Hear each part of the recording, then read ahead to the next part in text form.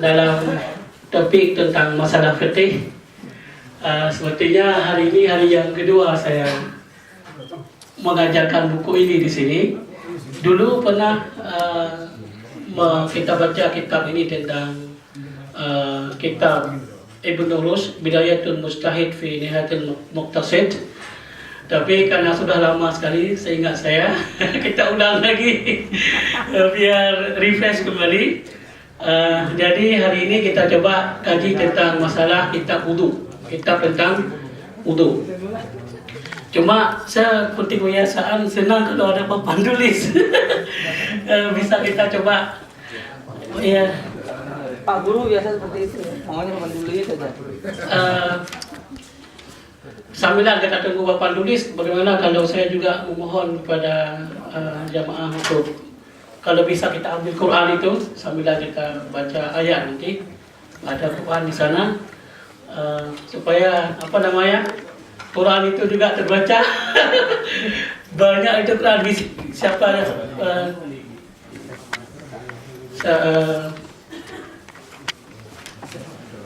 mohon Qurannya kita baca.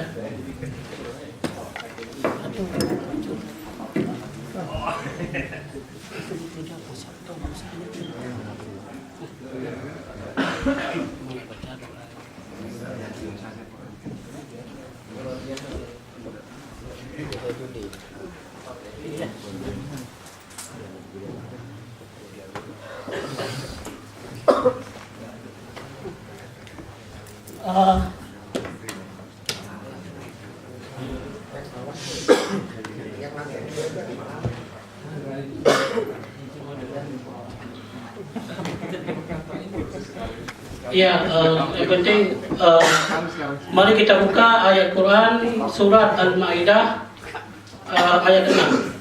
Surat Al-Maidah ayat 6.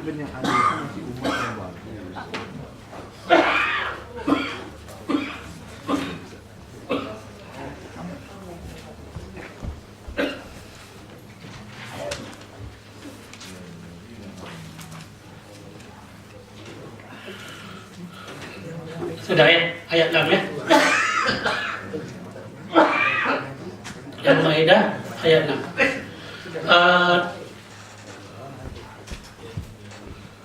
Bapak-bapak, ibu-ibu yang berbahagia, di surat Al-Maidah ayat 6 itu adalah ayat yang memerintahkan kita untuk berwudu. Jadi sesuai dengan kalau kitab fikih atau kalau ditanya apa landasan hukum Islam, di Indonesia kan ada dua hukum, misalnya ada hukum pasif dan hukum hukum positif. Hukum Islam fikih ini dianggap hukum yang pasif. Kita sekarang kita kaji walaupun tidak ada aplikasi secara mahkamah, secara hukum positif, tapi ini penting untuk landasan hidup kita, yaitu ketika dikatakan nama Al-Quran namanya wa man lam yahkum bima anzalallah fa ulaika humul kafirun, atau wa man lam yahkum bima anzalallah fa ulaika humul fasiqun, ada lagi ayat ulaika humul zalimun. Atau ayat lain lagi ketika saya ini muslim, mana bukti saya muslim?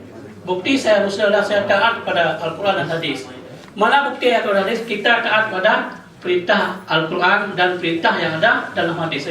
Realnya kita taat pada Allah adalah kita taat pada apa yang ada dalam kitab.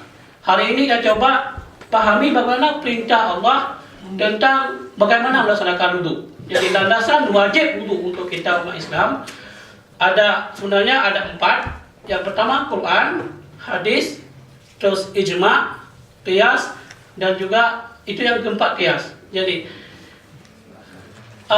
landasan wajib secara Quran ayat 6 surat Al-Maidah. Ayat 6 surat Al-Maidah. Saya akan bacakan ayat ini.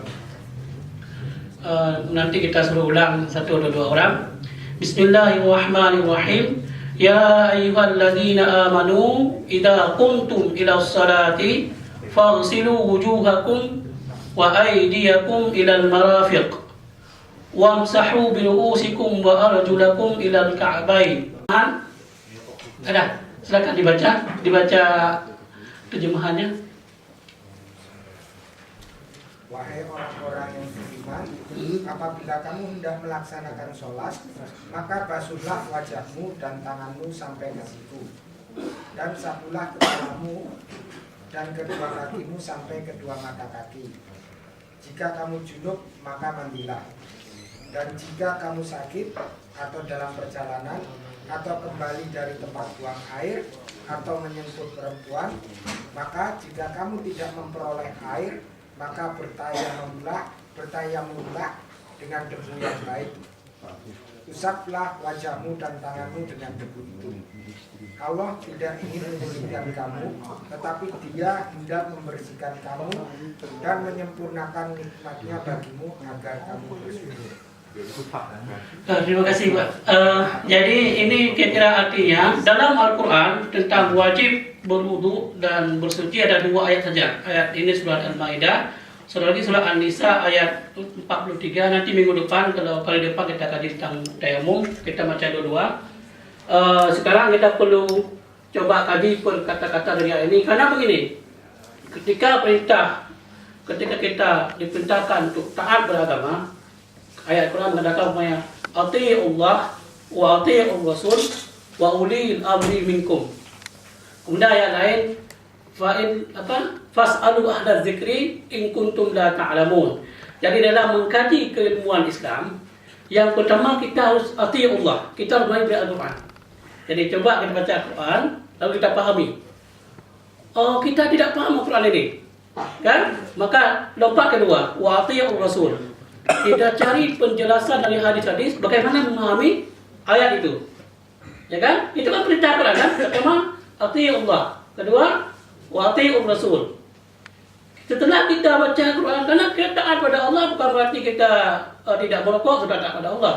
Kita harus mulai dulu dengan dasar pemahaman dari ayat Al-Quran. Maka Quran yang diturunkan kita pahami. Setelah kita dapat atii'ullah, kita pahami ayat Quran. Oh, tidak sanggup ini. Tadi kayaknya sudah dibaca, sudah diartikan. Sanggup enggak? Oh tidak, kita cari hadis. Maka ayat Quran, atii'ullah wa atii'ur rasul. Maka langkah kedua, ambil tuh buku-buku tentang hadis, pahami ayat ini. Tidak sanggup juga rupanya. Kita karena terlampau jauh dengan Rasul. Hidup kita sekarang 2011, Nabi itu abad 8. Kemudian bagaimana sejarah dahulu kita tidak pernah hidup dengan Rasulullah, karena hidup itu kan agak beragama juga, berexperience. Kita harus mengetahui bagaimana Rasulullah mengeksperiensi, berpengalaman dengan agama ini. Maka kita butuh fas'alu ahla zikri in kuntum la ta'lamun. Kan itu ayat lain. Ayat tadi atii'ullah wa atii'ur rasul wa ulil amri minkum. Pengertian ulil amri sama dengan ahla zikri. Siapa ahla zikri? Ulama-ulama. Yang hari ini kita sering dianggap kalau tadi cara kita itu bukan cara mukallid, bukan cara orang taklid, cara orang berpendidikan. Cara orang taklid, taat ulama dulu, baru masalah ulama naik ke atas. Itu namanya grassroots. Kita orang pendidikan harus dari atas dulu. Atii'ullah, tidak paham ini ayat Quran, atii'ur rasul, hadis-hadis, kumpul hadis, tidak paham juga hadis, wa ulil amri minkum. Kita ambil kitab Imam Syafi'i, Imam Malik, Imam Abu Hanifah, Imam Ahmad bin Hanbal, kita ambil tafsir-tafsir, kita pahami ayat tadi. Maka mengumpulkan 4 unsur itu baru namanya muttabi'. Sehingga dalam Islam ini paling dibenci orang mukallid. Sangat dibenci. Dalam fikih masih diperbolehkan tapi tidak disukai. Dalam akidah diharamkan. Awwaluddin dalam istilah akidah, tuntutan pertama orang beragama belajar akidah bukan dengan taklid. Jadi kita itu beragama Islam kena dari akhirat. Kenapa kamu masuk Islam? Karena ayah saya dulu, ibu saya dulu Islam, saya Islam juga. Dilempar api neraka. Islam ini harus mulai dari pemahaman kita, dari kita, self kita, bukan karena orang lain, bukan sesuatu saluran eksternal. Begitu juga taat pada berislam, mulai dari tag Al-Quran dulu, sehingga tag ini berfungsi, bukan tag dibaca malam pion baca Yasin supaya ngusir jin, bukan. memahami apa ini. Ada sebagian kita membaca Quran ini untuk bisa obat keramat, obat kuat seks, obat apa-apa lah. Jadi kita balik lagi ke sini sekarang. Bisa nggak dari satu orang membaca ayat ini yang bagus kita dengar bersama? Siapa saja dari ibu? Ya, kita coba pahami sama-sama.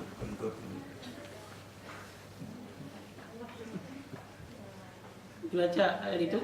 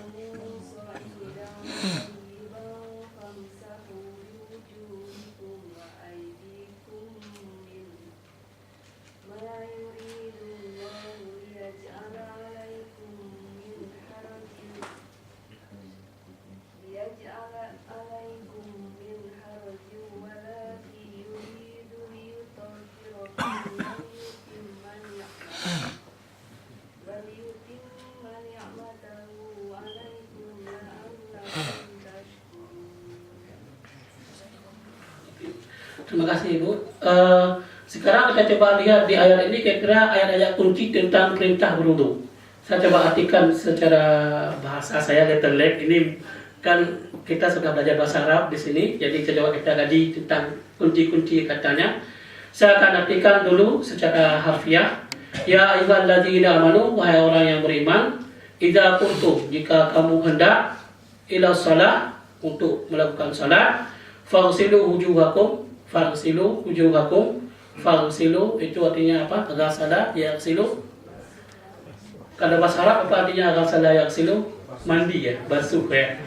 Ightasala baru mandi. Kalau ghasala basuh. Basuhlah wujuhakum, wajah kamu, wa aydiyakum ilal marafiq. Yadun tangan, jamaknya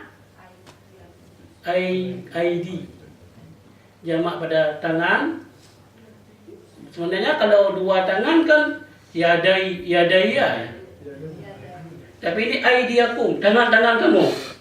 Ya. Makanya ayat Quran itu tidak bisa dipahami mandiri dengan ayat Quran. Nanti butuh hadis. Sudah ada hadis juga, butuh juga pada beberapa ulama. Maka ayat Quran ini sangat ini. Wa aidiakum ilal marafiq, tangan-tangan kamu ilal marafiq sampai ke siku.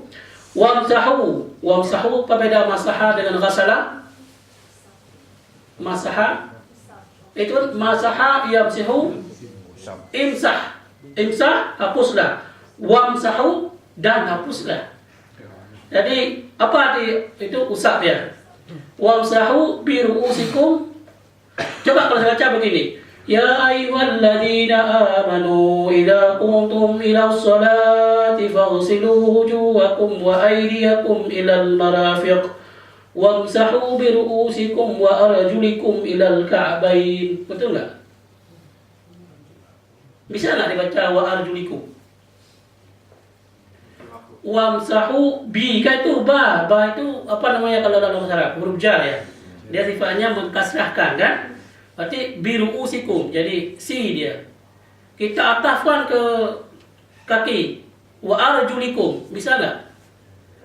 Itu juga masalah nanti. Maka perbedaan membaca Quran, perbedaan memahami kata-kata, menyebabkan perbedaan hukum. Sehingga kenapa ada orang berbeda hukum? Kenapa ada mazhab ini? Kenapa ada mazhab itu? Karena beda memahami ayat ini. Tapi kalau kita coba dari bawah-bawah, kita bingung. Gimana ini? Kok begini kan? Karena nanti kita coba kaji. Sebentar dulu. Dalam ayat ini, keywordnya apa kira-kira tentang wudu? Ada, coba lihat ayat ini, kata-kata tentang keywordnya. Apa di situ? Ketika aku salat, oke. Yang pekerjaan salat wudu itu apa pertama? Keywordnya? Basuh. Basuh apa? Basuh muka. Kedua? Tangan. Ketiga? Usap kepala. Biru siku kepala. Terus? Wa arju lakum, kaki ya. Jadi kalau kita cuma tok pakai ayat ini untuk berwudu, jadi cara yang pertama kemana? Baca dulu. Gaya yang ini, mana caranya? Cuci muka. Ambil air, cuci muka. Kedua, Tangan. cuci tangan. Ketiga, Kepala. usap kepala. Kita tidak tahu bagaimana itu kan usap kepala. Kaki sudah bisa salat kan? Ada yang kata saya enggak, kalau saya ada hari ini datang ke wudu, dia hanya ambil air, muka, enggak 2-3 kali, muka, kemudian tangan, kemudian kepala, kaki, salat dia bisa enggak? Kalau dari ini bisa mungkin dengan cuma lihat ini. Mesti enggak? Sudah selesai enggak itu kerjaan? Enggak? Hah? Jadi menurut ulama ini adalah rukun wudu.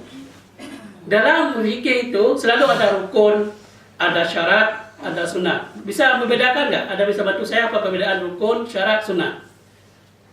Rukun itu pada saat mengerjakannya, syarat sebelum Mengerjakannya, sunat kalau dilakukan. Sunnah yang ditunjukkan Rasul. Kalau rukun ditinggalkan tidak sah perbuatan itu. kalau sunat Kalau sunnah, kalau boleh ditinggalkan tapi sebaiknya dikerjakan dan dapat pahala. dapat pahala. Kalau syarat itu kondisi untuk membuat perbuatan itu menjadi syarat. Iya. Jadi ada syarat, rukun, sunat, malah satu lagi ada sabab, ada mani, itu ada detail sekali. Dalam wudu itu ada 3 paling kurang. Ada rukun, sunat, itu seperti Ustaz bilang dan ini bilang. Rukun dengan sunat itu berada di dalam perbuatan. Jadi kebanyakan rukun dirikan rumah, harus ada fondamen, harus ada tiang, harus ada atap, itu dari di rumah dan dinding. Tapi sunatnya apa? Ada perabotnya, ada tikar di bawahnya, ada perhiasan, itu sunat. Sunat itu barang tambahan. Kalau ada menjadi lebih baik, tidak ada tetap sah, tapi tidak begitu sempurna, tapi sah. Jadi melakukan seperti ayat tadi, datang, cuci muka, tangan, kepala, kaki, sah wudu. Secara rukun, tapi belum masuk sunnah. Ini secara sederhana dulu, sederhana. Sunnahnya nanti baru ditambah yang menjadi fadilah, yang menjadi tambah pahala. Biasa diartikan dalam fikih kalau wajib, rukun itu sama dengan wajib. Dilakukan dapat pahala, tidak dilakukan dapat dosa. Dalam ini tidak dilakukan tidak sah wudu. Jadi kalau orang berwudu tidak cuci muka, tidak sah. Berwudu tidak cuci kaki, tidak sah. Nanti diperdebatkan lagi sama hadis dan fikih ya. Kemudian tentang syarat itu di luar daripada perbuatan. Umpamanya syarat untuk berwudu harus ada air. Bisa nggak berwudu tanpa air? Kalau wudu dia harus pakai air. Kalau ada air? Pengertian syarat ma yalzimu wujuduhu wujudu syai' wa la yalzimu wujuduhu wujudu syai'. Jadi ada wudu baru kalau ada air baru ada wudu. Itu dalam logik, dalam logika Aristoteles, dalam logika diajarkan dalam pengajian penulisan disertasi. Itu ada necessary dan sufficient.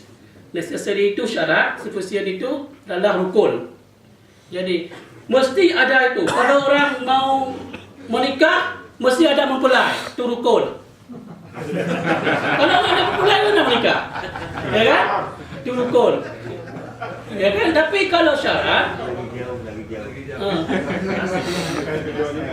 jadi syaratnya berwudu harus ada air. Syaratnya berwudu bertayamum ada debu.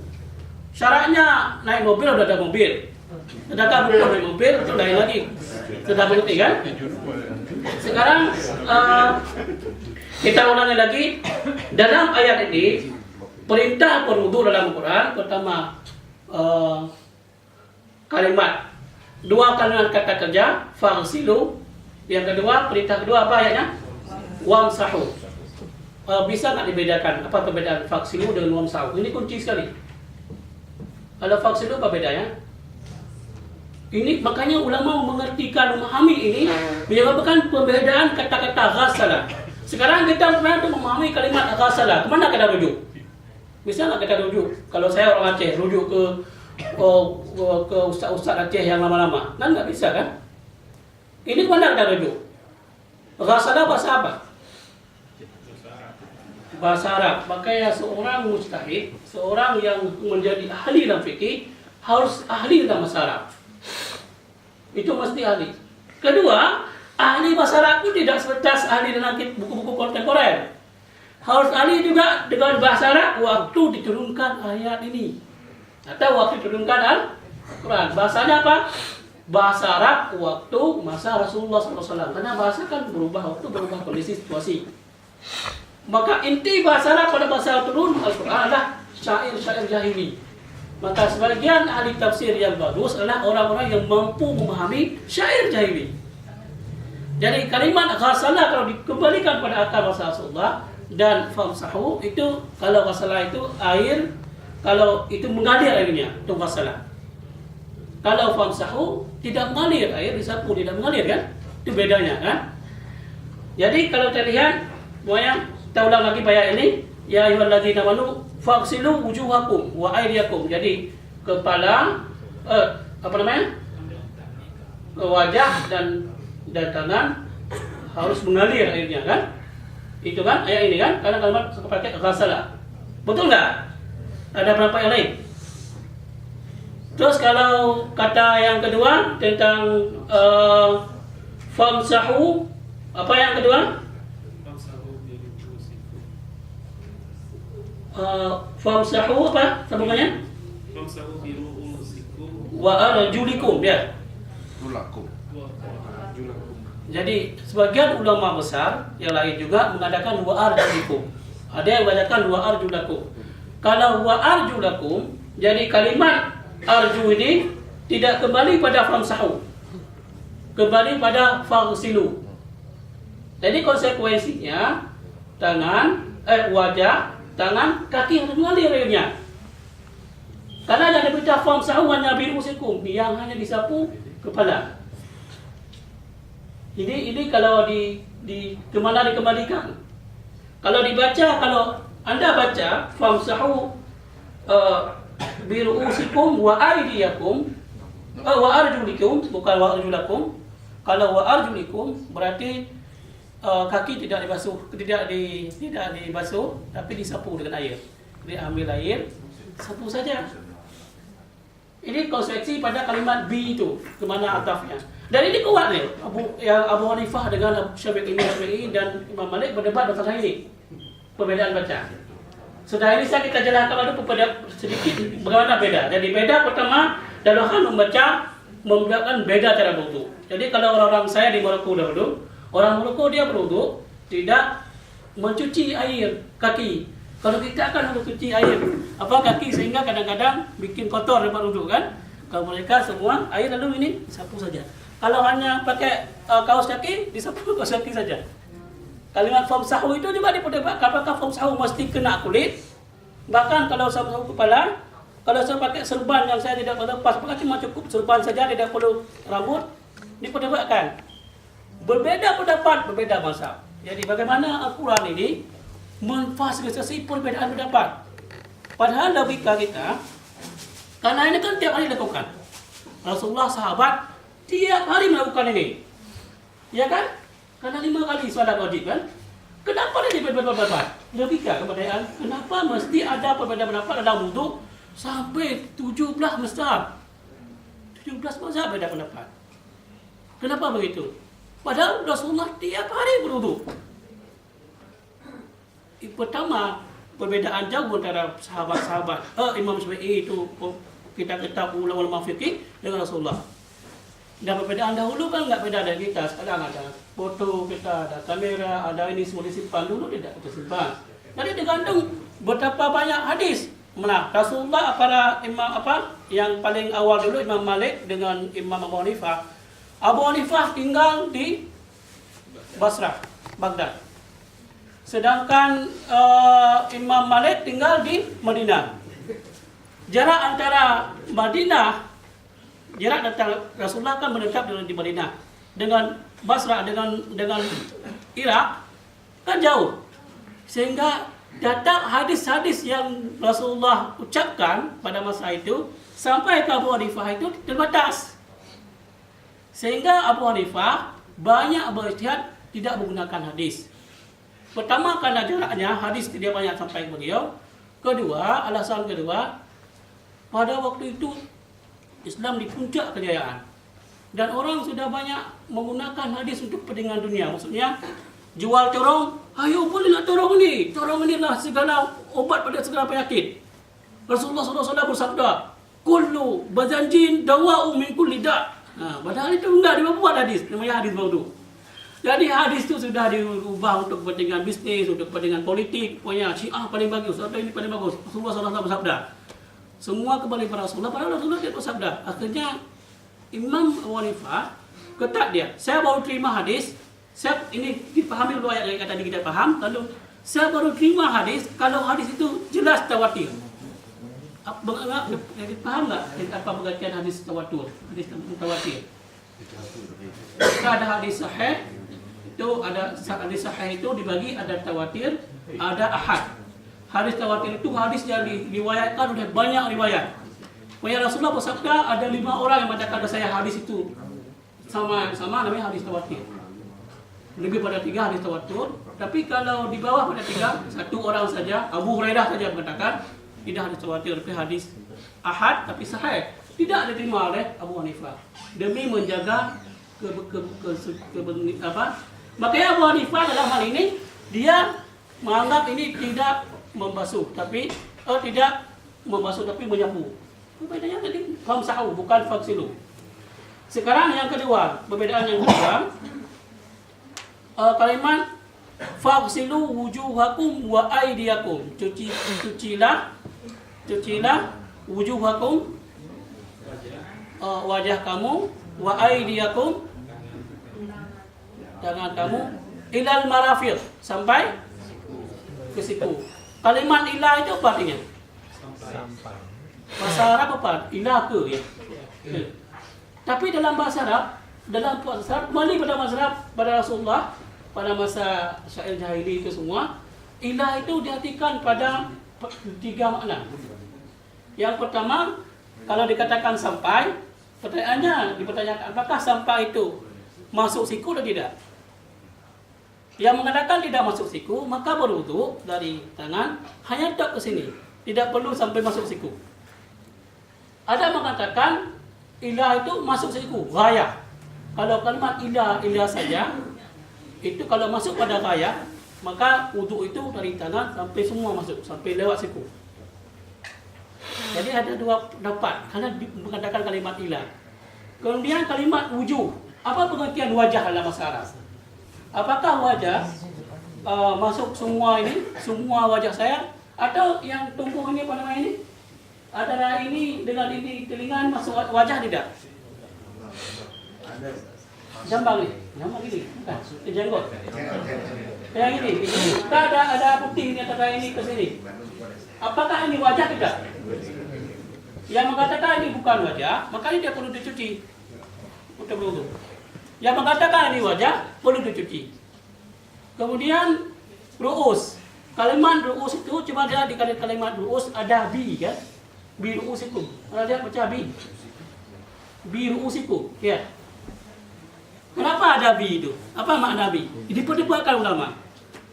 Ulama mengatakan bi itu kalau bi maksudnya ziyadah, dia hanya kalimat ditambah saja untuk enak dibaca ayat Quran itu.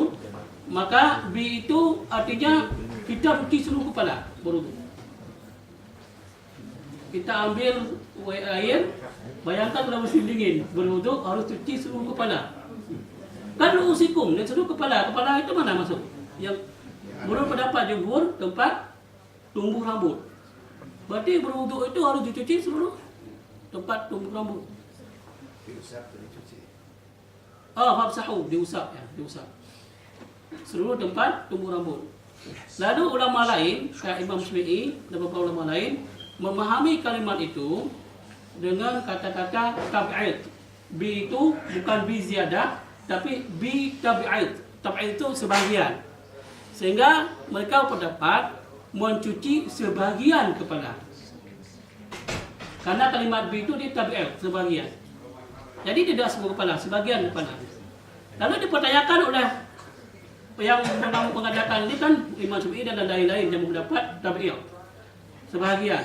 Lalu sebagian itu kira-kira apakah sebagiannya itu setengah kepala, seperempat kepala, atau hanya sedikit saja 3 tempat helai tumbuh rambut? Pertama yang mengatakan seluruh kepala, Imam Malik. Imam Malik mengatakan cuci harus seluruh kepala. Imam Syafi'i sebagian, tapi beliau tidak menunjukkan berapa jumlah sebagian. Sedangkan imam yang lain ada mengatakan 1/3 kepala, sulus. Ada rubu', 1/4.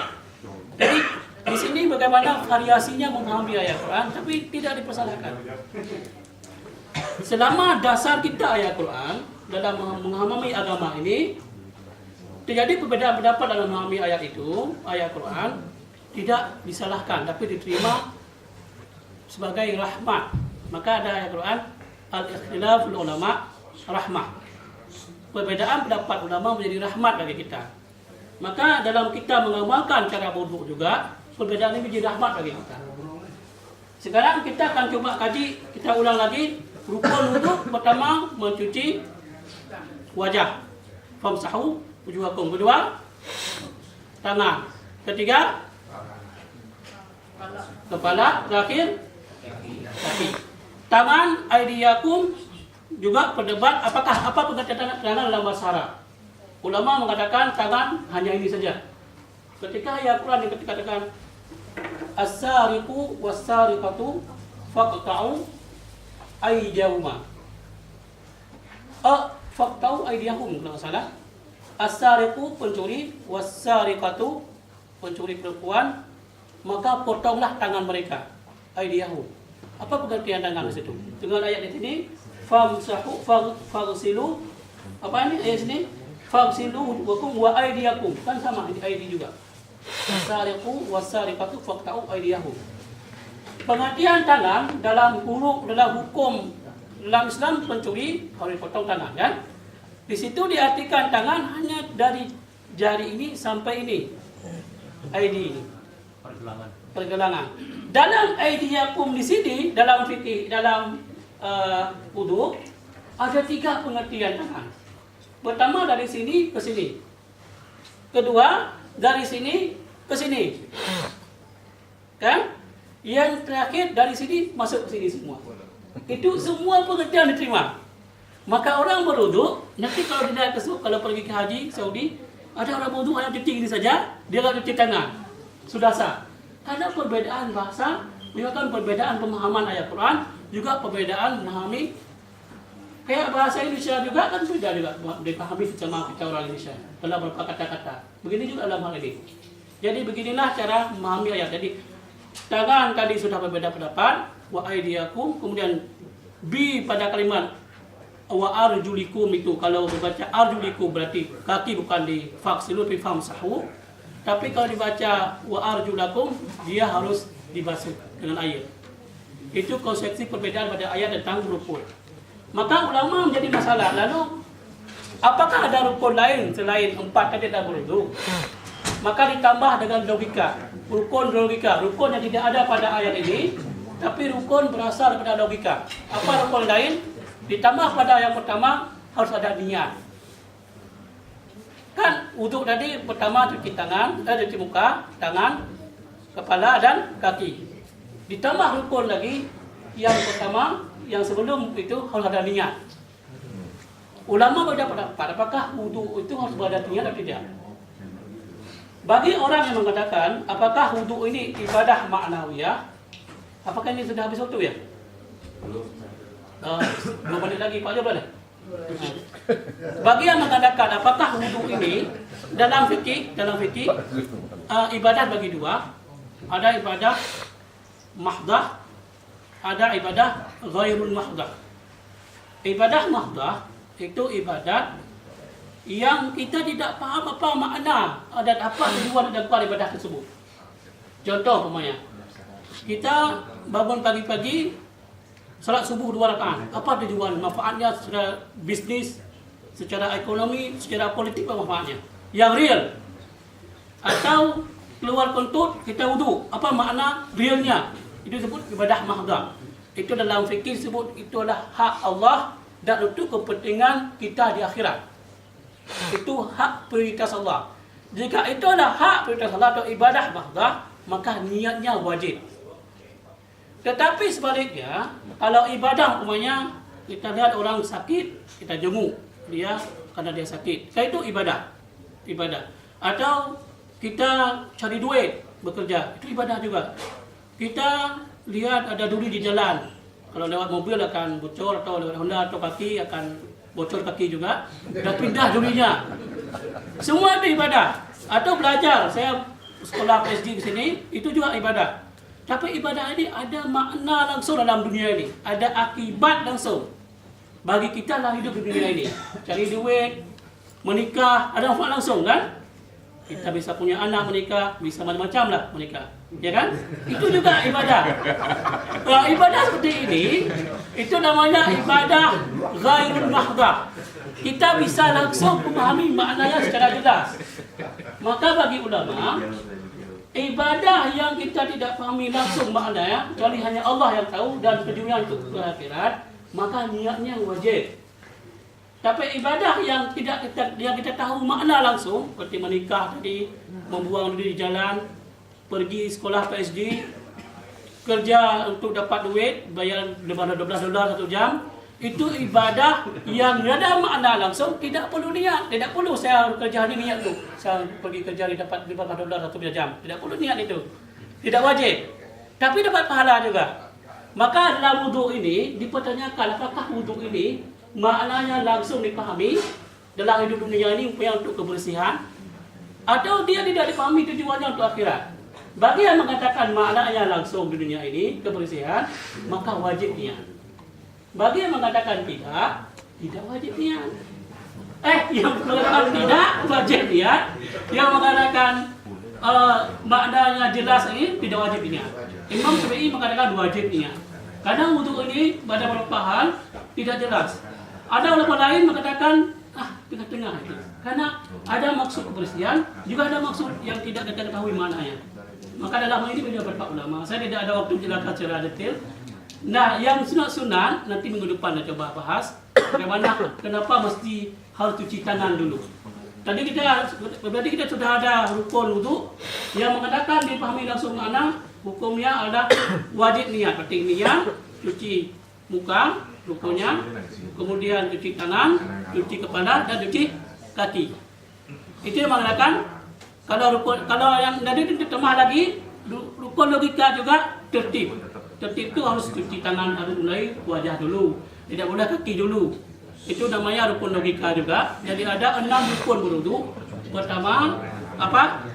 Niat. Kedua cuci. Ketiga keempat cuci kepala. Terakhir kaki dan terakhir tertib. Perbedaan pendapat dalam hal cuci tangan. Tadi mulai dengan wajah. Wajah, apa pengertian wajah? Yang mengatakan masuk ini, mengatakan semua wajah. Yang mengatakan, apakah jenggot wajah? Cuci jenggot. Apakah kumis wajah? Cuci kumis-kumis. Kalau masuk, ada kumis. Jenggot masuk ke sini. Kalau dia anggap itu wajah. Kalau tidak perlu cuci jenggot. Itu pertama. Kalau masuk pada kepala, apakah semua wajah kalimat B itu? Kalau tangan, apakah tangan semua tangan? Ada 3 pendapat. Masuk kepala, apakah kepala seluruh kepala? Kalimat B. Apakah B itu tambahan atau B itu artinya dia adalah sebahagian? Kalau pengertian sebahagian, tak sebagian saja seperti Imam Syafi'i, atau sepertiga seperti Imam Malik. Imam Malik seluruhnya, dan sepertiga Imam Sauri. Kemudian masuk pada yang ke sebelum yang kelima, mencuci apa? Sebelum kaki apa namanya? Kepala ada dia, kaki.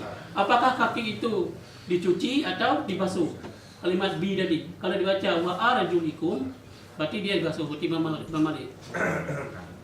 Kalau dibaca wa arjulakum, berarti harus mengalir air. Oh, saya ingin pakai dua-dua, boleh enggak? Saya ingin campur mazhab Malik dengan mazhab Imam Syafi'i. Jika talfid dibilang kan? Kalau kita talfid tidak memahami dasar usulnya, tidak boleh. Kita lihat orang Malik begini, datang lihat orang Muslim begini, lalu kita buat campur-campur, boleh enggak boleh? Itu namanya talfid. Diharamkan. Kenapa? Kita melakukan sesuatu tanpa memahami. Itu namanya menilkan akal, tidak lagi akal. Tapi kalau kita sudah kaji langsung di ayat hari ini, begini, dicampur, kita tahu dan kita yakin bukan karena si fulan enak begini, bukan karena enak, bukan karena si fulan itu lebih hebat, tapi kita sadar di kita dan ini merasa lebih yakin, kita coba gabung dua, okey. Selama tahu ini ayatnya dan tahu cara memahaminya dan yakin begitu, silakan digabung. Saya hari ini tidak mencampur tidak membasuh air mengalir di kaki. Memahami begini. Ini dalam hal berfikih. Dan tidak boleh mencela, menyalahkan, tidak boleh. Kenapa? Diperintah kita bukan mengikut si fulan, ulama fulan, dia ada perintah dalam Quran, ikut Imam Syafi'i. Tidak, Imam Syafi'i itu bukan penyelamat kita. Ikut ayah saya, bukan, jangan ikut Al-Quran. Kita dah ikut Al-Quran. Mengikut Al-Quran artinya menggunakan akal untuk memahami bagaimana makna Al-Quran ini. Dan ini artinya menggabungkan potensi kita dan ayat-ayat yang ada. Saya kira ini untuk hari ini. Kita sudah selesai pada bab rukun. Minggu depan kita bab sudah sunat wuduk. Kenapa dicuci tangan? Kenapa harus cuci mulut? Kenapa harus cuci air dalam hidung? Kenapa juga harus ada apa lagi yang lain yang sunatnya? Kalau telinga, apa lagi yang sunat lain? Pokoknya kalau nanti pulang tidak cuci, apakah boleh enggak? Kalau kita lihat ada sebagian sunat yang menjadi rukun, sebagian ulama mengatakan sunat itu ialah sunat, sebagian ulama mengatakan itu bukan sunat, bukan rukun. Kita lakukan, pokoknya kayak cuci telinga, apakah sunat ulama? Ada juga hanya untuk hati-hati. Kenapa telinga cuci? Karena telinga ini antara wajah dengan kepala. Kalau nanti tidak cuci telinga, takut tidak sah cuci wajah. Akhirnya hati-hati cuci telinga. Demikian juga kenapa cuci tangan dulu? Untuk hati-hati saja, supaya karena tangan ini kan ada begini, ada tangan masuk tangan ini, tidak masuk itu. Kalau gitu cuci tangan dulu lah, biar sah wuduknya. Itu ada hati-hati. Jadi berbeda pendapat, sangat beragam beda pendapat, tapi semua untuk tujuan menjadi rahmat bagi kita. Saya kira hari ini sekian saja. Terima kasih atas waktu dan kesempatan dan semoga bermanfaat bagi semua audien. Wabillahi taufiq. Wassalamualaikum warahmatullahi wabarakatuh. Waalaikumsalam warahmatullahi wabarakatuh.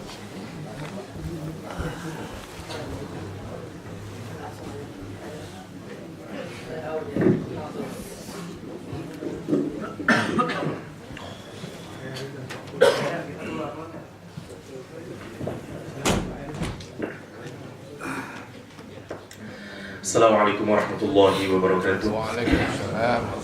Alhamdulillah wa kafa wa salatu wassalamu ala sayyidina Muhammad al-Mustafa wa ala alihi wa ashabihi ahli sidqi wal wafa. Ma'asyiral muslimin, ikhwatal iman, ikhwati fillah azzakumullah. Alhamdulillah rabbil alamin. Pagi hari ini kita dikumpulkan bersama-sama dalam majlis ilmu, majlis yang dicintai oleh Allah SWT dan malaikat berhenti mengepakkan sayapnya karena kecintaannya terhadap majlis ilmu. Ada seorang sahabat Nabi bernama Sofwan bin Asal. Seorang tabi'in datang menemui dia. Zair bin Hubes datang menemui sahabat Nabi bernama Sofwan bin Asal. Ketika dia ditanya, apa yang kamu inginkan? Dia bilang, ibtigha. Kata dia, saya ingin mencari ilmu. Kata dia, saya datang kepadamu bertanya tentang sesuatu, ibtigha al-ilm. Aku ingin bertanya tentang ilmu. Apa kata Sofwan bin Asal? Kata Sofwan bin Asal, innal malaikata tadau ajnihatiha liqalibil ilmi ridan bima yatlub. Kata Sofwan bin Asal, malaikat itu akan berhenti mengepakkan sayapnya. Dia tidak terbang lagi. Semua malaikat itu banyak sekali malaikat yang terbang kemana-mana. Kalau didapati ada orang yang mencari ilmu, ada majelis ilmu, maka malaikat itu berhenti. Sayapnya berhenti. Menaungi siapa? Menaungi orang yang mencari ilmu. Kenapa? Karena dia senang. Dan terus kalau di hadis yang lain terus bertumbuh-tumbuh hingga ke langit Allah SWT. Semoga kita ini digolongkan sebagai golongan orang-orang yang sungguh-sungguh mencari ilmu Allah SWT. Kenapa? Karena khosyah hanya tumbuh daripada orang yang sungguh-sungguh mencari ilmu Allah SWT. Amin ya rabbal alamin. Pagi hari ini kita masih di ayat 125 dari surat Al-Baqarah. Sudah tidak lagi berbicara tentang kaumnya Nabi Musa. Kita refer kembali lebih jauh lagi, tapi pada kisah Nabi Ibrahim yang menjadi salah satu cara bantahan yang dilakukan oleh Allah SWT terhadap keengganan orang-orang Bani Israel, orang-orang Yahudi terutama di Madinah dan orang Nasrani untuk tidak mau memeluk Islam dan menganggap bahwa Nabi Muhammad SAW melakukan illegal innovation terhadap agama. Kenapa? Satu, momennya adalah karena perpindahan kiblat dari Baitul Maqdis ke Ka'bah. Seakan-akan orang-orang Yahudi menganggap, satu, you bikin-bikin aja ajaran agama. Dari mana dasarnya? Wong dulu kamu menghadap ke Baitul Maqdis, sekarang ke Ka'bah. Emang agama itu kreasi semata-mata dari otak pikiranmu? Kira-kira kayak gitu. Dan itu ditolak yang pertama. Yang kedua, penolakan mereka adalah bahwa mereka itu merasa lebih tinggi derajatnya dibanding orang lain. Kenapa? Karena Al-Quran juga menunjukkan bahwa Allah memang wa inni faddaltukum alal alamin. Saya ini kan keturunan prah biru. Dan dua-duanya ini ditentang oleh Allah SWT dengan cara, look, kalau kamu memang menyangka kamu itu keturunan orang yang tinggi, keturunan para anbiya, ingat, orang Arab juga keturunan anbiya. Ini yang menarik. Untuk diingatkan kepada kakeknya, kamu tidak bisa sombong karena memang kamu keturunan Nabi Ishak, tapi orang-orang Arab itu juga bukan orang biasa. Rasulullah Muhammad itu adalah keturunan Nabi Ismail yang juga putranya Ibrahim. Satu. Yang kedua, diingatkan bahwa semua proses peribadatan yang dilakukan oleh Nabi Muhammad, termasuk menghadap kiblat, nanti ada tawaf dan seterusnya, sebenarnya reviving the way of Ibrahim's religion. Mengikuti lagi, semakin menghidupkan lagi. Kalau you memang benar-benar seorang believer benar, maka tentu kamu akan mengikuti jalannya Nabi Ibrahim kakekmu. Ini sebenarnya kritik yang dilakukan.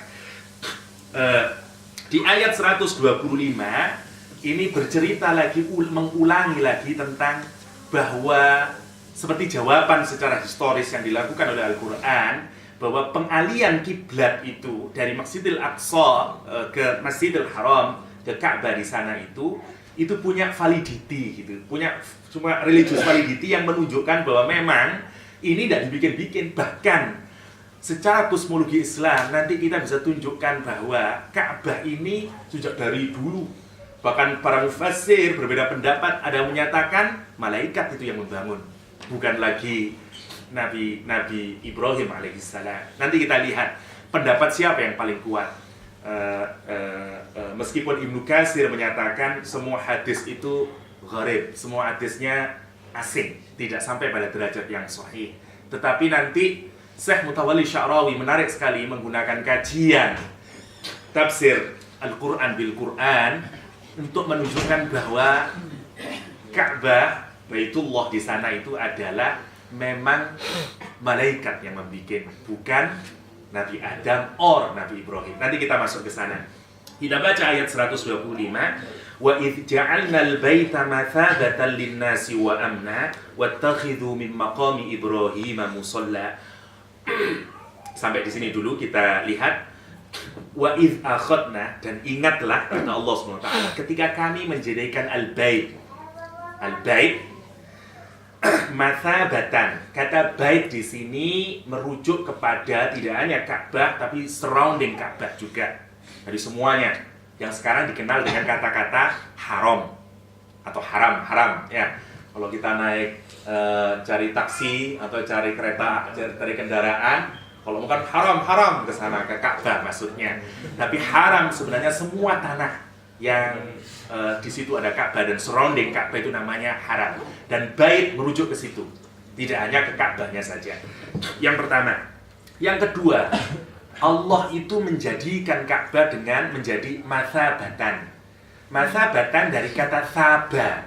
Thaba itu sebenarnya maknanya awalnya turning back atau return again and again. Itu thaba. Persoalannya kalau kita datang ke satu tempat, sudah datang nih, terus kita kepingin lagi ke situ, kepingin lagi ke situ, menunjukkan apa itu kira-kira? Longing for, terus kepingin terus, malah sudah ke situ, malah tambah greater longing lagi. Itu namanya mathabah. Mathabah itu tempat berkumpul memang, tapi yang membuat orang kepingin terus lagi, kepingin itu terus lagi, itu mathabah. Itu mathabah. Dan kenapa Ka'bah semacam itu? Karena memang Allah membuat begitu. Gitu. Ada dalilnya dalam Al-Quran. Karena itu salah satu doanya Nabi Ibrahim. Ya.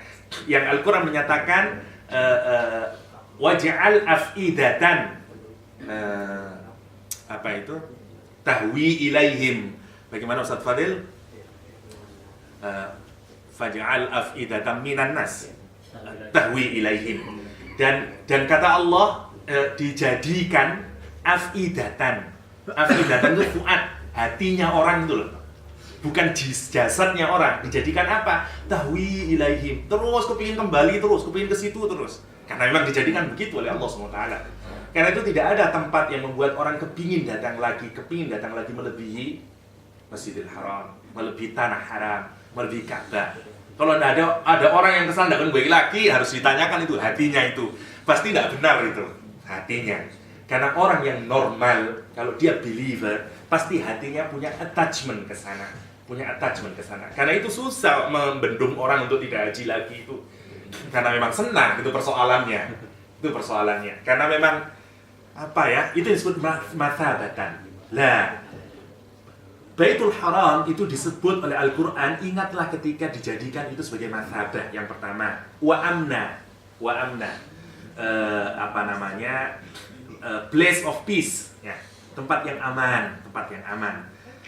Meskipun dulu juga pernah menjadi tempat penyembelihan dan seterusnya ketika terjadi perubahan keadaan di daerah Ka'bah. Karena itu dalam peta bumi Ptolemeus, kata Makkah itu diperkirakan kalau di ilmu bumi Ptolemeus, Makkah itu disebut dengan Makaroba. Tulisannya Makaroba. Makaroba itu sebenarnya mirip dengan bahasa Arab Makroba. Makroba itu artinya tempat berkurban, tempat menyembelih. Dari dulunya memang daerah situ sering untuk pembunuhan orang. Karena misalnya tidak hujan-hujan, anak gadisnya disembelih. Itu juga yang menyatakan kenapa ketika Abdul Muttalib menyatakan kalau anak saya nanti dan seterusnya nanti akan saya kurbankan, sehingga semua orang kan menjadi wah janganlah, ini Abdullah, ini ayahnya Nabi Muhammad. Sehingga Abdul Muttalib harus bersedekah dengan berapa itu? 1000 unta atau berapa itu? 100 unta, ya, 100 unta. Karena memang Mekah terkenal sebagai tempat berkurban. Karena ini juga jawaban bahwa Bible itu salah, karena Bible menyatakan Ishak yang disembelih. Daerah tempatnya Ishak itu tidak ada catatan sejarah di situ ada pengorbanan manusia. Ini yang menarik. Makurba. Wa amna wattakhidhu min maqami Ibrahim musalla, dan bagaimana mereka menjadikan maqam Ibrahim. Nanti ini ada yang menarik. Dalam Al-Quran ada dua kata, muqam dan makom. Kata muqam itu ada di Al-Quran ketika berbicara tentang perang Ahzab. Ahzab, perang Khandaq ya. Ketika Quran berkata tentang kepada orang-orang penduduk Yasrib, ya ahla Yasrib muqama lakum, ya situ Ustaz Fadil yang hafal ya. Ada muqama lakum. Muqam itu kalau orang bangun tidak ada fondasinya. Jadi benar-benar baru. Tempat yang memang didirikan dan itu baru. Itu namanya muqam. Kalau maqam itu biasanya, ini kata Syekh Mutawalli Sya'rawi, Quran menggunakan maqam itu untuk tempat di mana orang itu berdiri di situ dan menegakkan sesuatu di situ. Itu maqam, kata dia. Dan ini menariknya Al-Quran. Satu indikasi salah saja kita baca itu juga bermakna implikasi yang lain. Ya, makanya di situ disebut dengan maqama, ya, maqama. Min maqami Ibrahim musalla, terjadikan tempat sholat untuk juga sholat. Kita lihat lebih jauh nanti sambil melihat bagaimana penafsiran dari Ibnu Katsir. Qala, saya singkat saja karena tafsirnya sangat banyak, jadi perbedaan yang ada biar lebih memudahkan. Riwayat yang pertama datang dari Ibnu Abbas, wa ij'alna al-baita mathabatan lin-nas yaqulu la yaqduna minhu watara ya'tunahu summa yarji'una ila ahlihim summa ya'uduna ilaih. Menurut Ibnu Abbas bahwa yang dimaksud dengan kata mathabatan lin-nas adalah orang itu tidak akan pernah merasa tercukupi keinginannya. Kalau datang ke Ka'bah itu ada aja kepingin ini lagi, kepingin itu lagi, ya, kepingin terus lagi, datang lagi dan seterusnya. Itu disebut dengan mathabatan linnas. Meskipun setelah dia kembali lagi ke keluarganya, kembali lagi ke anak-anaknya dan seterusnya, kepingin lagi untuk datang lagi ke Ka'bah. Yang kedua, dalam riwayat Ibnu Abbas lain yang disebut dengan mathabatan linnas itu sama. Yathubuna, dia menjadi tempat berkumpul. Rawahuma Ibnu Jarir. Dua pendapat ini diriwayatkan oleh Ibnu Jarir. Ini persis seperti syair yang diriwayatkan oleh Imam Qurtubi misalnya, ju'ilal baitu mathaban lahum laisa minhu dahru yaqdunal watar, kata Imam Qurtubi ya. Dijadikan tanah haram itu sebagai tempat berkumpul bagi manusia, bagi mereka, tapi selamanya mereka itu tidak akan pernah puas untuk memenuhi keperluannya di Baitullah Al-Haram, di Baitullah Al-Haram. Kenapa? Karena memang mathabah, karena mathabah. Kita lanjutkan. Wa qala Abu Ja'far Ar-Razi an Rabi' bin Anas an Abil Aliyah wa idja'ana al-baita mathabatan lin-nasi wa amna. Kata amna sekarang. Pendapat pertama dari Anas dari Abil Aliyah, yang dimaksud dengan amna di situ adalah amnan minal adu, ya, aman dari musuh, aman dari musuh, makna yang pertama. Wa ayyuhmal fihi silah, juga tidak boleh orang membawa senjata dan seterusnya, membawa pedangnya dan seterusnya, dan itu juga yang digunakan dulu oleh orang-orang yang menentang Rasulullah SAW. Ya, masih ingat pada peristiwa Fathu Makkah, bahwa sebagian orang yang ketakutan terhadap Rasulullah SAW karena ketakutan nanti akan dibunuh dan seterusnya, sebagian bahkan lari ke dalam Ka'bah dan bahasa Jawanya itu singitan, bersembunyi dalam Ka'bah karena merasa kalau saya masuk di situ saya aman. Sehingga para sahabat bertanya Rasul, ini ada orang yang, karena ada berapa itu kalau waktu di kajian sama ila Tirmidzi ada 5 kalau saya tidak salah, seingat saya, sahabat yang tidak mendapat orang-orang Mekah yang tidak mendapatkan rehabilitasi atau tidak mendapatkan amnesti dari Nabi, ya, karena terus-menerusnya mereka mencaci Rasulullah dan seterusnya, ya. Mereka lari ke dalam Ka'bah karena mereka tahu juga tradisi bahwa bahwa Ka'bah dan sekitarnya itu adalah daerah aman, itu juga dimengerti bahkan oleh orang kafir. Dan ini juga digunakan oleh orang Indonesia di sana. Kalau ada kasus susah masalah paspor dan seterusnya, larinya ke Ka'bah, Masjidil Haram, aman. Ya. Jadi itu menjalankan firman Allah SWT. Mata wa amna, ya.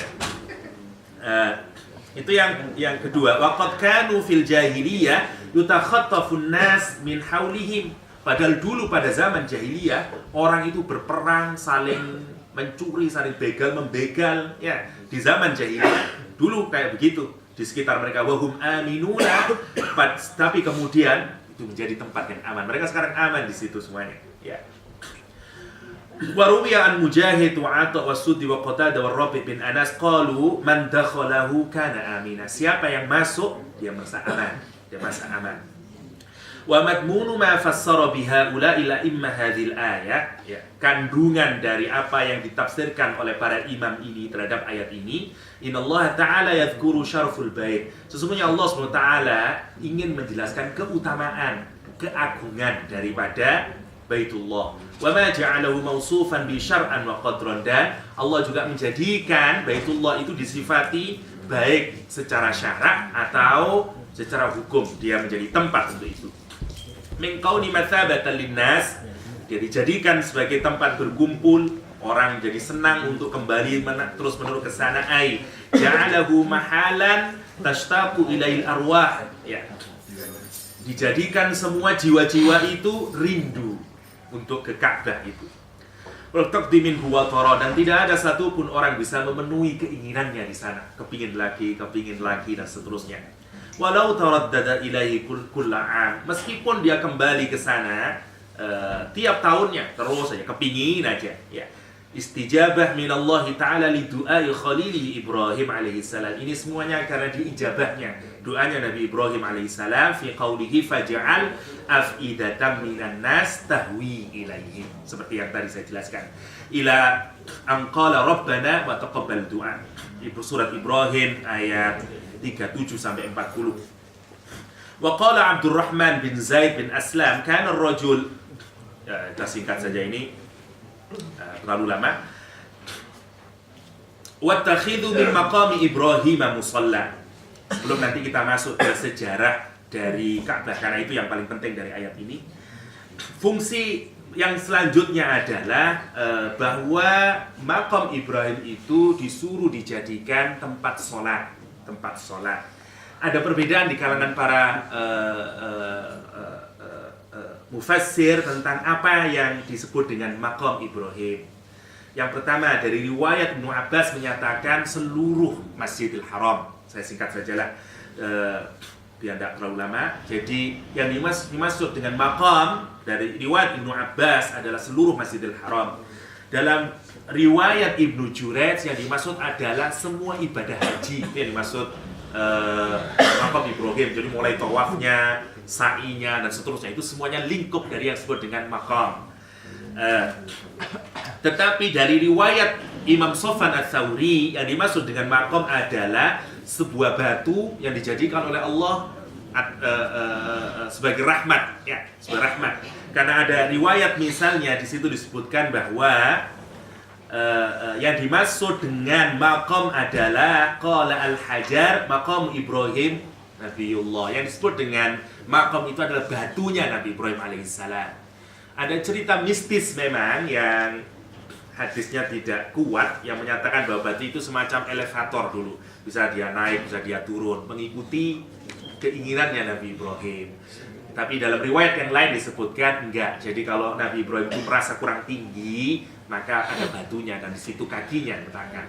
Sebenarnya kaki itu dulu ada bekasnya. Tapi gara-garanya orang selalu musab sehingga pudar. Selalu pudar. Nanti ada riwayat lain yang menunjukkan bahwa batunya itu sebenarnya dulu nempel di Ka'bahnya, bukan terpisah seperti sekarang batu maqam Ibrahim itu. Dalam riwayat Anas bin Malik, kita singkat saja. Wa qala al-Imam Ahmad haddatsana Husaim haddatsana Humaid an Anas qala Umar radhiyallahu an. Umar menyatakan ada 3 hal yang aku itu selalu bersamaan dengan turunnya Al-Qur'anul Karim. Ya, salah satunya adalah tentang maqam Ibrahim ini. Ketika Umar Ibn Khattab bertanya kepada Rasulullah, "Ya Rasulullah, apakah ini maqam Ibrahim?" "Iya," kata Rasulullah SAW. Kata Umar Ibn Khattab, "Tidakkah kita sholat di sini?" Kemudian turun ayat Al-Quran, "Wattakhidhu min maqami Ibrahim musalla." Rasul kalau di dalam hadis misalnya menyatakan bahwa Rasul juga Rammala thalathatan, Rasul juga kalau melakukan tawaf pada 3 kali pertama itu menyalakan ramla itu dengan lari-lari kecil bagi laki-laki ya. Setelah itu wa masya arba'an, dan kemudian jalan aja 4 kali hingga 7 kali ya. Hatta idza faragha amada ila maqam Ibrahim, kalau sudah selesai kemudian Rasul menuju ke arah maqam Ibrahim, fa shalla khalfahu, kemudian salat di belakang maqam Ibrahim raka'ataini, 2 rakaat, summa qara'a, dan kemudian Rasul membaca wattakhidhu min maqami Ibrahim musalla. Ini dasar disunnahkannya untuk sholat di belakang maqam Ibrahim sekaligus membaca ayat wattakhidhu min maqami Ibrahim musalla. Kesimpulan Ibnu Katsir tentang makom itu, pendapat yang dipilih oleh Imam Ibnu Katsir bahwa makom itu apakah merujuk kepada semua Masjidil Haram atau semua tempat-tempat yang menjadi ritus haji atau batu. Menurut Ibnu Katsir pendapat yang benar adalah batu ya. Makom itu fahadha kulluhu mimma yadullu ala anna al-murad bil maqam innama huwa al-hajar alladhi kana Ibrahim ya. Dari semua pendapat ini yang menunjukkan, yang ditunjukkan oleh para ulama itu, ahli tafsir, semuanya pendapat-pendapat itu, bahwa pendapat yang benar yang dimaksud dengan makom itu sebenarnya adalah batu yang digunakan oleh Nabiullah Ibrahim. Yaqumu alaihi bina'il Ka'bah, dan Nabi Ibrahim berdiri di atas batu itu untuk membangun Ka'bah. Lima irtafa al-jidar atahu Ismail, kalau misalnya ininya sudah tinggi, temboknya sudah tinggi, maka Nabi Ismail mendatangi dan ngasih batunya. Bihi liyaquma fawqahu, dan kemudian Nabi Ibrahim berdiri di atasnya, dan seterusnya ya. Dan ngasih batu-batunya untuk membangun, meninggikan temboknya lagi. Terus gitu sampai sempurna seluruh 4 sikunya, singkatnya. Dan bekas jejak kaki Nabi Ibrahim itu sebenarnya masih kelihatan. Zamannya Abdul Muttalib itu masih kelihatan. Makanya ada syairnya Abu Thalib misalnya menyatakan wa mautiu Ibrahim fi sakhr raddatun, kata dia, ala qadamai hafiyan ghairu na'il, kata dia. Tempat berpijaknya Nabi Ibrahim, yakni batu itu ya, di batu besar itu, di sakhr itu masih basah, katanya, masih kelihatan, karena itu sebagai apa namanya syi'run min sa'irillah ya.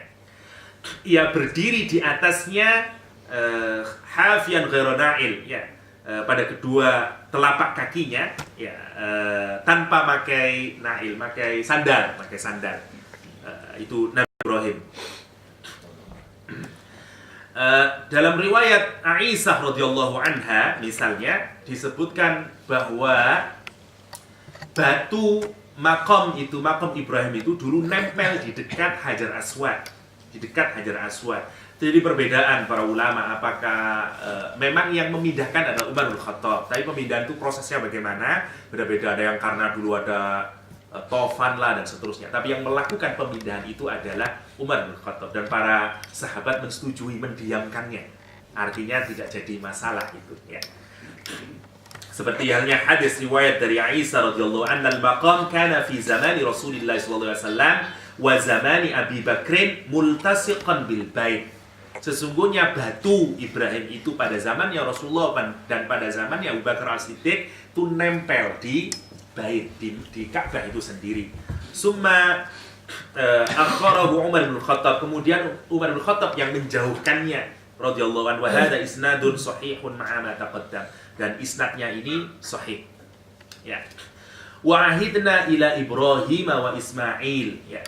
Dan kemudian Allah memerintahkan ya, membuat perjanjian, memerintahkan amarahumallah ay yudhirahu minal adha wan najas wa la yusibuhu min dzalika syai'. Dalam riwayat Hasan Al-Basri menuturkan yang dimaksud dengan perjanjian yang dilakukan oleh Allah, perintah yang dilakukan oleh Allah kepada Nabi Ibrahim dan Nabi Ismail adalah untuk membersihkan Ka'bah itu dari apa? Dari kotoran, baik kotoran jasmani dan ruhani ya.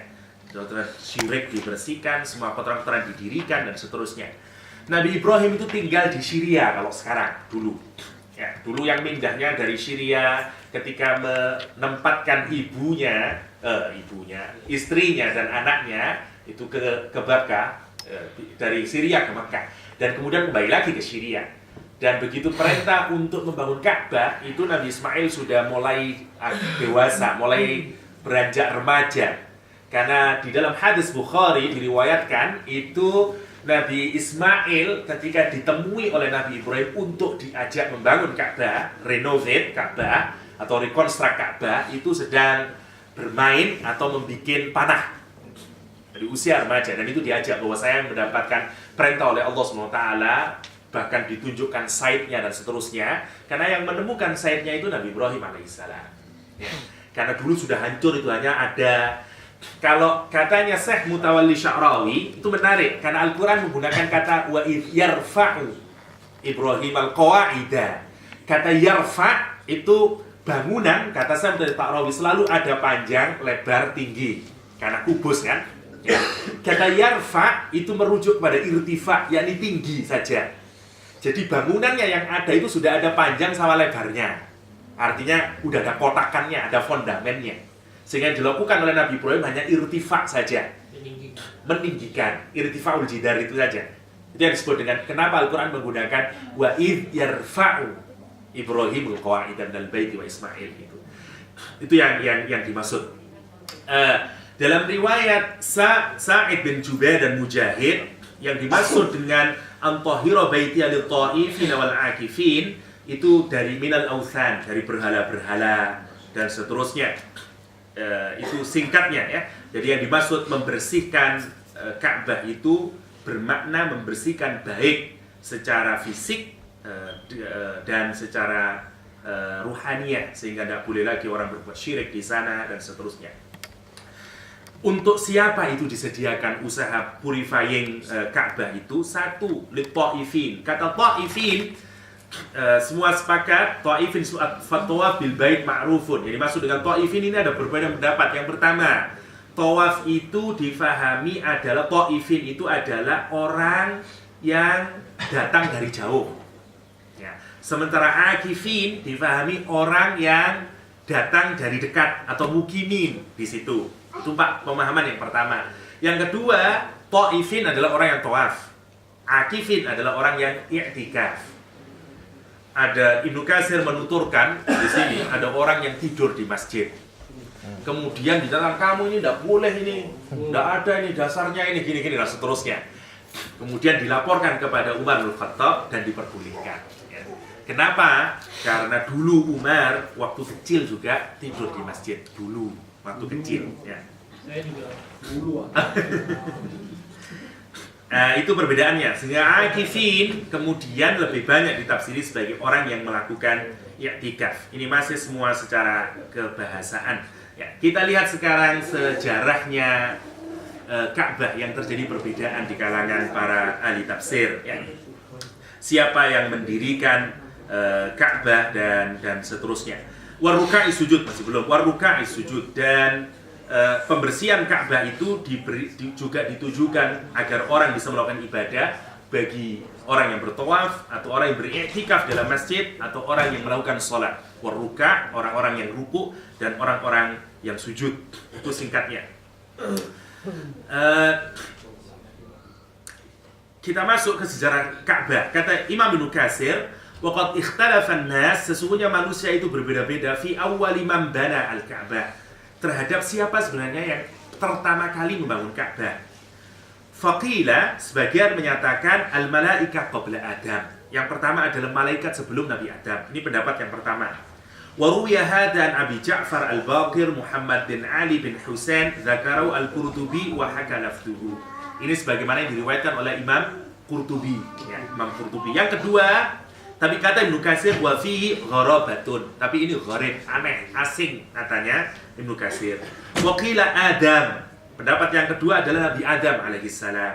Rawahu Abdul Razzaq an Ibnu Jurayj an Atha wa Sa'id bin Musayyib wa ghairihim. Yang kedua ini Nabi Adam. Anna Adam banahu min khamsati ajbal.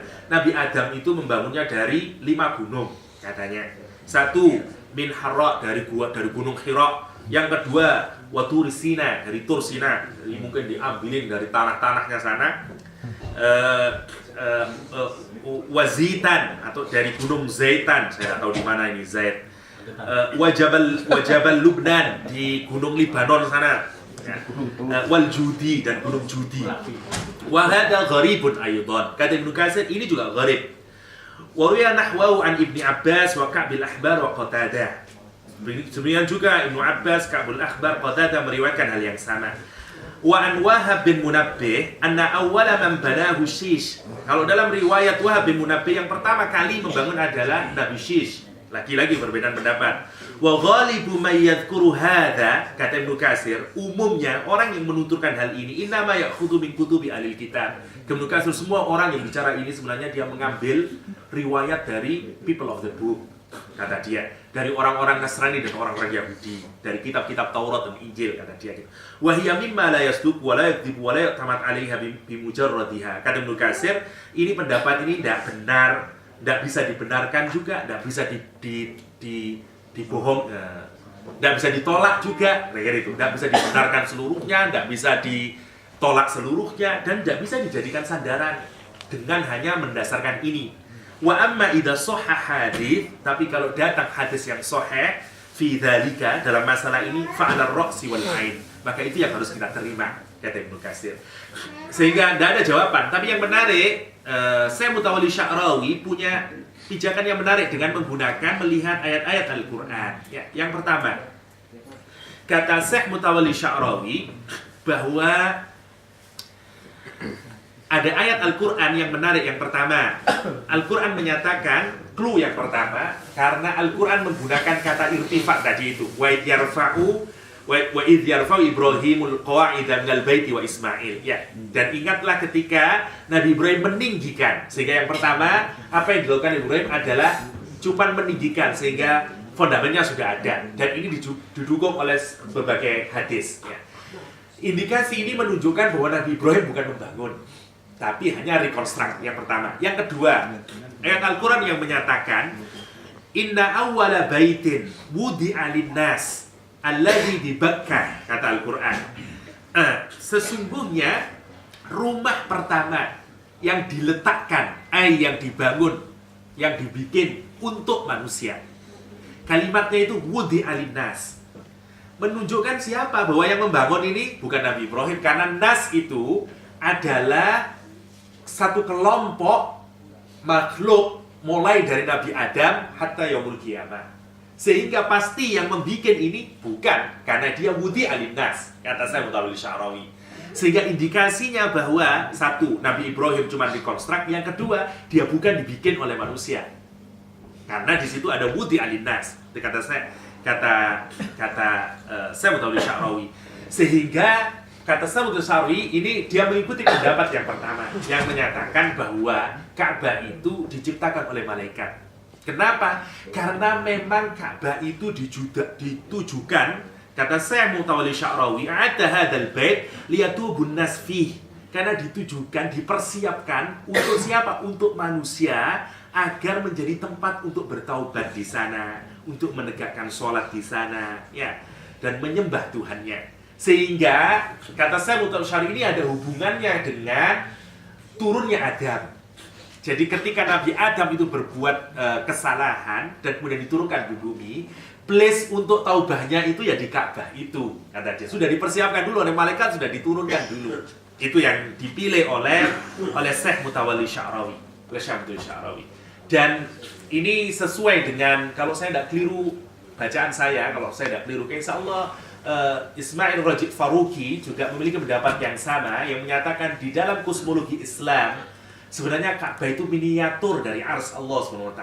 Dan bahkan sebagian, meskipun ini pendapatnya tidak kuat, itu kalau ditarik garis lurus ke atas, itu lurus antara ars Allah dengan Ka'bah, katanya. Tapi tidak ada dalil yang sahih untuk itu. Tapi make sense juga secara rasional, karena sebenarnya katanya kosmolog Islam menyatakan bahwa ars Allah itu di mana tempat malaikat muter, ya, malaikat tawaf untuk mencapai itu menjadi tempat ibadah, itu dibikin miniaturnya di bumi, ya, sehingga di situ nanti orang tawaf. Itu orang tawaf. Jadi yang bikin malaikat. Ini yang dipilih pendapatnya oleh Syekh Mutawalli Sya'rawi di dalam memahami siapa yang membangun Ka'bah, siapa yang membangun Ka'bah. Tapi sekali lagi bahwa Ka'bah menjadi simbol kesatuan kita untuk beribadah dan bertaubat kepada Allah SWT. Dan lihat, ketika orang mendekati Allah SWT,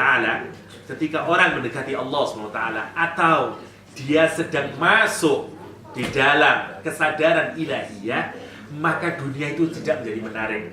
Itu salah satu makna mazhabah. Kenapa orang ketika hadir di Ka'bah itu rasanya dia kepingin terus dan menerus. Kenapa? Karena sweetness of iman. Begitu orang dekat kepada Allah SWT, maka yang selain Allah itu tidak menarik. Itu katanya. Karena itu ada lahir mazhabah. Kalau kita dekat sama Allah SWT, maka tidak ada yang lebih menarik kecuali beribadah kepada Allah SWT. Ini yang disebut dengan mazhabah. Ka'bah itu contohnya.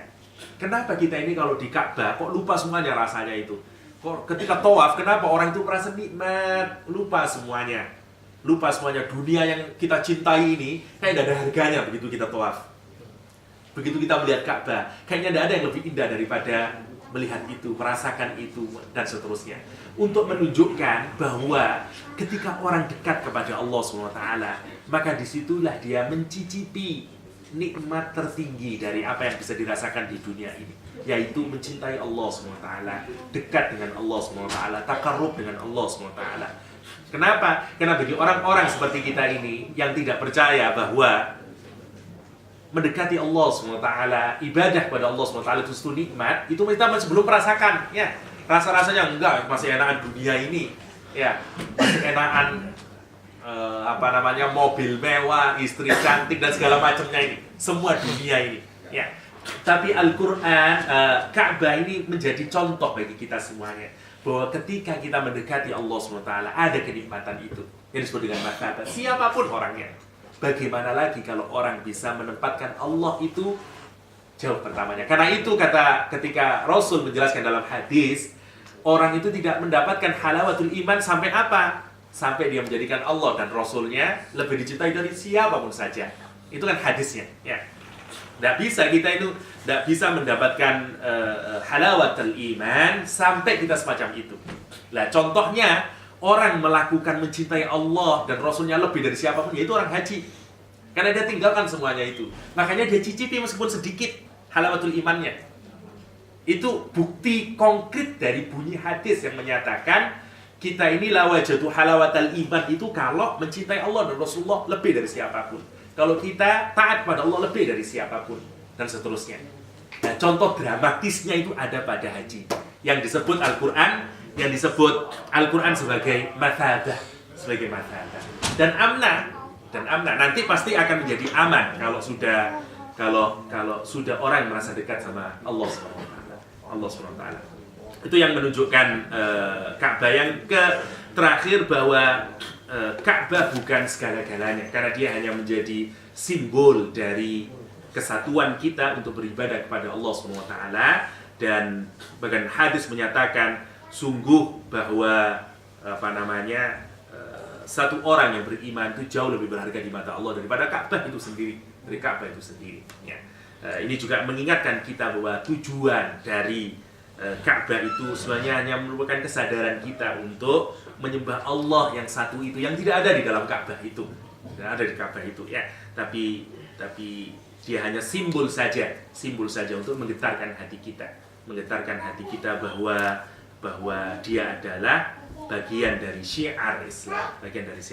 Itu saja mungkin untuk ayat 125 yang lebih bersifat historis. Semoga ada manfaatnya dan Allah iyyakum ajma'in. Assalamualaikum warahmatullahi wabarakatuh.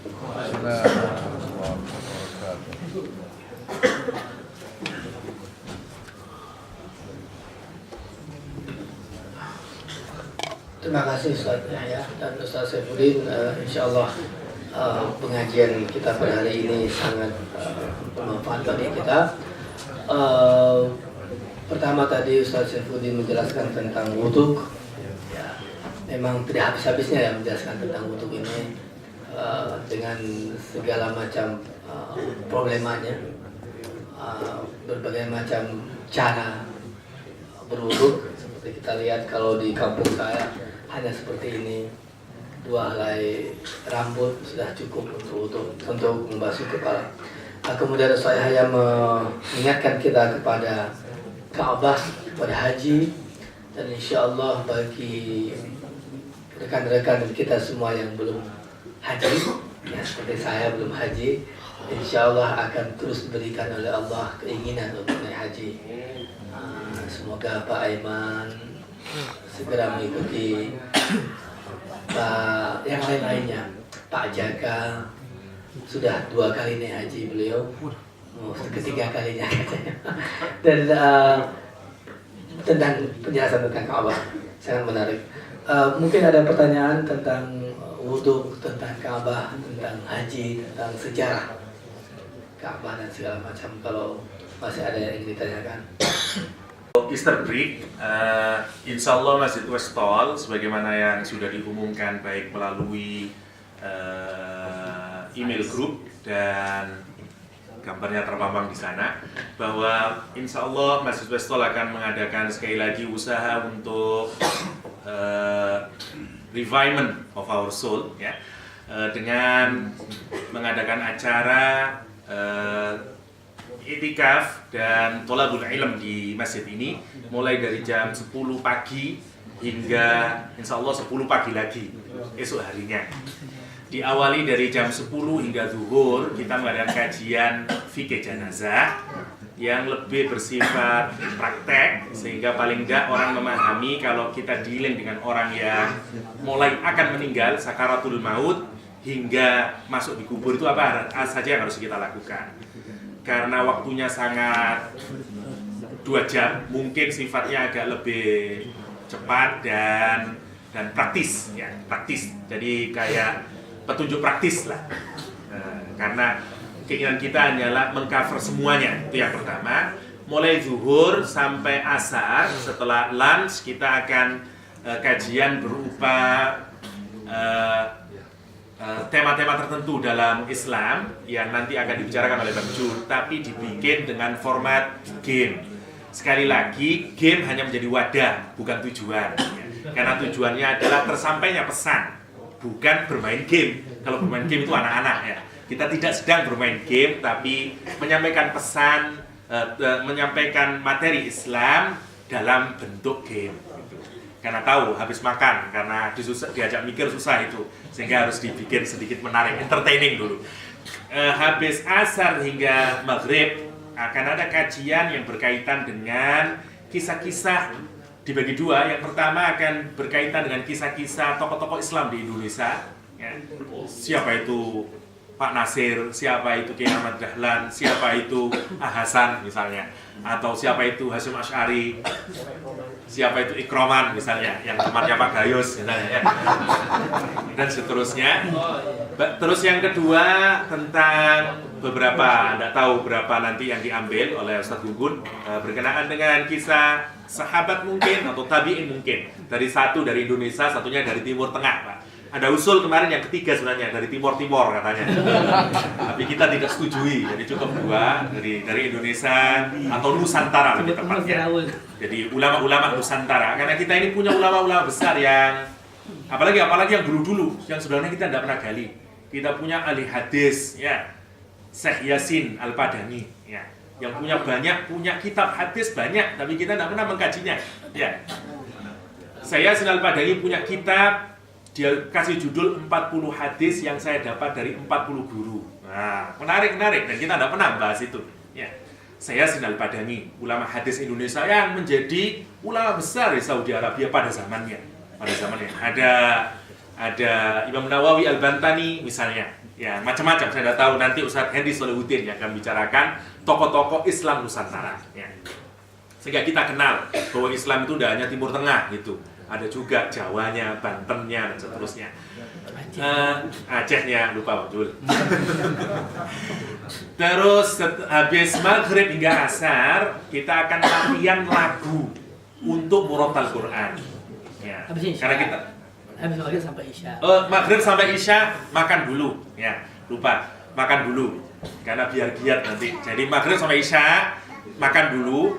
Setelah isya 1,5 jam kita akan dilatih oleh Pak Mukhlisun ya, yang ahli qori itu, ahli kiroat, dia akan dilatih bukan untuk berkiroat karena saya yakin nanti susah hanya 1 orang 2 orang yang memang punya kemampuan vokal yang baik.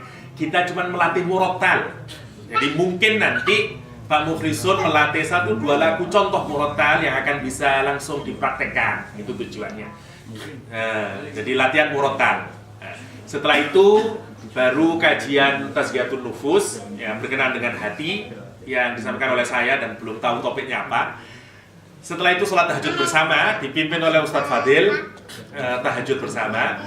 Habis subuh kajian Tazkiyatun Nufus lagi berkenaan dengan hati oleh Ustadz Fadil lagi. Jadi Ustadz Fadil boleh datang malam hari ya. Jadi karena jobnya mulai sholat tahajud hingga setelah sholat subuh. Tazkiyatun Nufus lagi, baru setelah itu Ibnu Katsir lagi seperti biasa. Setelah itu kita ke Dandenong Ranges sana untuk jalan sehat dan barbekyuan di sana. Ada 3 kali makan, 3 meals sama 1 barbecue. Ditarik infak sukarela untuk untuk orang 1 kalau dia single $10, kalau 1 family $15 ya. Bagi yang tidak punya family tidak disuruh menikah lagi ya, single saja. Single $10, kalau family $15. Bagi ibu-ibu, bapak-bapak yang berkenan untuk menyumbang makanan sangat diapresiasi, highly appreciated yang mau membawa makanan dan seterusnya, sehingga mungkin bisa menambahi konsumsi kita. Jadi single $10, family $15. Semua pendaftaran ke Pak Zulfikar atau ke Pak Dede. Ya. Boleh membayar on the spot, boleh membayar dari sekarang, terserah bapak ibu. Dan kalaupun tidak bayar, insya Allah juga tidak apa-apa. Ya, insya Allah juga tidak apa-apa. Tapi sukarela saja lah sifatnya, hanya untuk bantu-bantu. Itu prinsipnya, dan semoga bagi bapak ibu, rekan-rekan semua yang punya waktu luang, kita jadikan 1 hari utuh itu kira-kira 10 ke jam 10 itu menjadi momen kita untuk mempelajari Islam ini yang start dari kematian, hal yang paling harus banyak diingat kata Rasulullah SAW ya. Karena itu kita ingin start dari kematian dan berakhir dengan jalan sehat ya. Bahwa mengingat kematian akan menyehatkan kita ya. Kira-kira itu pengumuman dari Masjid Westok. Terima kasih bagi yang membawa makanan dan terima kasih bagi yang sudah hadir. Wabillahi taufiq wal hidayah. Assalamualaikum warahmatullahi wabarakatuh. Assalamualaikum warahmatullahi wabarakatuh.